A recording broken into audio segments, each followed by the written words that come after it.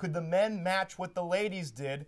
Let's find out. First game, again, we're going to go all the way back to last Tuesday against Northwestern Ohio, where the Pioneers had to go all the way to Lima and play the Racers of Northwestern. So let's take you to those highlights. It's going to be an interesting run here. Gerald Work coming back, finally his last semester that he's eligible to play, but that wasn't the story early on. Cal Gillette, the pick and roll, dominant on the inside, dominant early too, 6'5" Racers early on. Gillette again, fading away, 18-9 Racers. How about some more Kyle Gillette? Turns around, misses it, gets a tip, and then gets his own rebound, says, I'm going to take all two of these ones. He's going to fall on his butt too, but still gets this one. Permane Brothers top play of the week. Oh my Lord, Gerald Work just going up and getting one and slamming it down. Check back later. We'll see if that one gets into the top three. Jackson the steal and the lay-in. Halftime lead for the Racers, 42-27, but the Pioneers would claw back into things, just like the women. Trocchio, a deep three, nails it. TJ Hetherington, the freshman from Sarah Catholic, he hits the wrong range three. How about my California kid,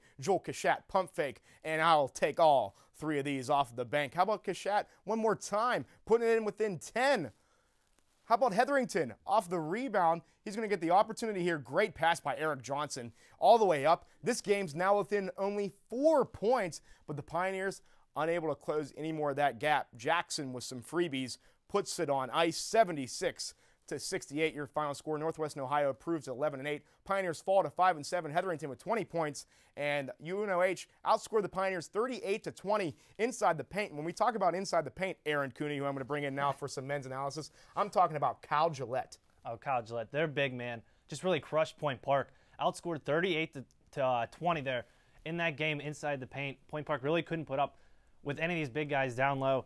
They had 5 guys in double digits, and also didn't help that Point Park didn't shoot well in that first half. Dug themselves that hole, and they shot 29% in the first half.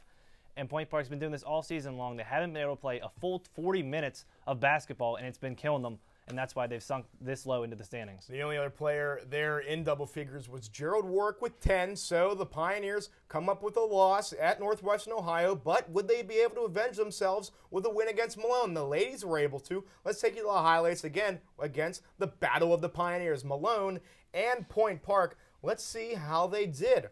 And early on, we're going to have to say, this was the Permane Brothers' top 3 play first half. Hetherington behind the back just lobs one up to Gerald Work. Boom shakalaka. He goes up and gets that one. How about this one?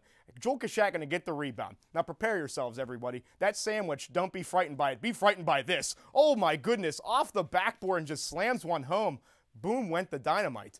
Gerald Work, again, how about some more for him? Saves it. He's going to grab some nachos, a hot dog, some popcorn up in the stands, fly back out like Superman. Then TJ Hetherington, here's the ball, Gerald. Give it off to Dante Anglin, who's going to get up and get big, slam one home. So a Permane Brothers top 3 play nominee all in the first half. Pioneers have a lead, 47-41. But Malone, they're relentless. Koblenz with the 2, 47-43. How about some more Malone? It's Porbini. You said he's on your top 10 name squad. I think he's on mine too, 47-45. Mark Young, he's open for 3, and he nails that one, 52-47. And this one just got out of hand. Dewar wide open for a 3. That's the dagger in the hearts for all the Point Park Pioneers. That one's going to come to an end, 95-73. Pioneers dropped to 5-8. They're outscored 23-8 off turnovers, and they outscored the Pioneers 20-3 on second chance points. They had a lead at halftime, Aaron, but this one just slipped away.